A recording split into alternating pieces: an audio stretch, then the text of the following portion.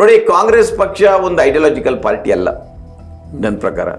BJP ಅಂದ್ರೆ ideology ಬಗ್ಗೆ ಮಾತಾಡುವವರು ಕರ್ನಾಟಕದಲ್ಲಿ ನೀವು ಕೂಡ ಬಹಳ ಸರಿ ಅದನ್ನು ಬರೆದಿದ್ದೀರಿ, ಮಾತಾಡಿದಿರಿ.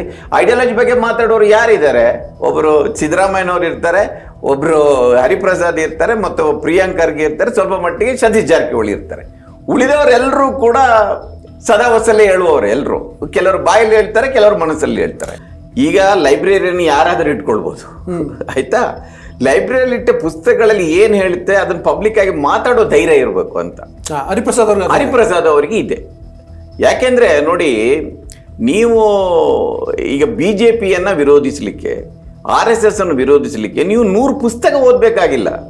ನೀವು ಧರ್ಮವನ್ನು ಸರಿಯಾಗಿ ಅರ್ಥ ಮಾಡ್ಕೊಂಡ್ರೆ ಸಾಕು. ಧರ್ಮ ಏನು, ಕೋಮುವಾದ ಏನು ಎನ್ನುವುದನ್ನು ಅರ್ಥ ಮಾಡ್ಕೊಂಡ್ರೆ ನೀವು 100 ಪುಸ್ತಕ ಓದಬೇಕಾಗಿಲ್ಲ ನನ್ನ ಪ್ರಕಾರ.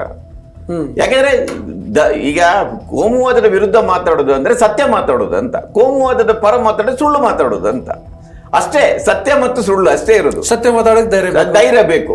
ಆ ಧೈರ್ಯ ಅವರಿಗಿದೆ.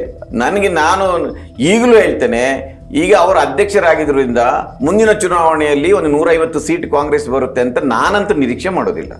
ಆದ್ರೆ ಪಕ್ಷಕ್ಕೆ ಅದರ ಹಿತೋತ್ಸಿ ಏನಿದೆ, ಪಂಡಿತ್ ಜವಾಹರ್ಲಾಲ್ ನೆಹರು ಏನು ಹೇಳಿದ್ದಾರೆ, ಗಾಂಧೀಜಿ ಏನು ಹೇಳಿದ್ದಾರೆ, ಆ ಕಾಂಗ್ರೆಸ್ಸಿನ ಒಂದು ಪರಂಪರೆ ಏನಿದೆ ಅದನ್ನು ಖಂಡಿತ ರೀಎಸ್ಟಾಬ್ಲಿಷ್ ಮಾಡಲಿಕ್ಕೆ, ಅದರ ರಿಸಲ್ಟ್ ಸಿಗುವಾಗ ಲೇಟ್ ಆಗ್ಬೋದು, ಆದ್ರೆ ಅದನ್ನ ರೀಎಸ್ಟಾಬ್ಲಿಷ್ ಮಾಡಲಿಕ್ಕೆ ಇವರಿಂದ ಸಾಧ್ಯ ಇದೆ ಅಂತ ನನಗೆ ಅನಿಸುದು. ಅವರಿಗೆ ಅವಕಾಶ ಇದೆ. ನಂತರ ಇವರಿಗೆ ಕೆಲವು ಅಡ್ವಾಂಟೇಜ್ಗಳು ಕೂಡ ಇದೆ. ಇವರಿಗೆ ಅಡ್ವಾಂಟೇಜ್ ಇದೆ. ಇದು ನೋಡಿ, ಇವರು ಬಹಳ ಹೈಕಮಾಂಡಿಗೆ ಅವ್ರ ಹತ್ರ ಹೋಗಿ ಕೇಳಿಕೊಂಡು ಆಗಿದ್ದಲ್ಲ. ಹೈಕಮಾಂಡ್ ಸಿಲೆಕ್ಟೆಡ್, ಆಯ್ತಾ? ಅದರಿಂದ ಇವರಿಗೆ ಆ ಋಣ ಏನಿಲ್ಲ. ನಾನೇನೋ ಇಂಥ ಪ್ರಾಮಿಸ್ ಮಾಡಿದ್ದೇನೆ, ನಾನು 100 ಸೀಟ್ 150 ಸೀಟ್ ತರಬೇಕು, ಅದು ಯಾವುದೂ ಇಲ್ಲ ಅವರಿಗೆ. ಅದರ ನಂತರ ಅವರಿಗೆ ಈಗ ಉಳಿದೆಲ್ಲರಿಗೂ ಹೈಕಮಾಂಡ್ಗೆ ಹೋಗಿ ಅವರಿಗೆ ಸೋನಿಯಾ ಗಾಂಧಿ ಅವರನ್ನಾಗಲಿ, ರಾಹುಲ್ ಗಾಂಧಿ ಆಗಲಿ, ಪ್ರಿಯಾ ಗಾಂಧಿ ಮೀಟ್ ಮಾಡಲಿಕ್ಕೆ ಅಲ್ಲಿ ಬಾಗಿಲು ಕಾಯ್ಬೇಕಾದ ಅಗತ್ಯ ಇಲ್ಲ.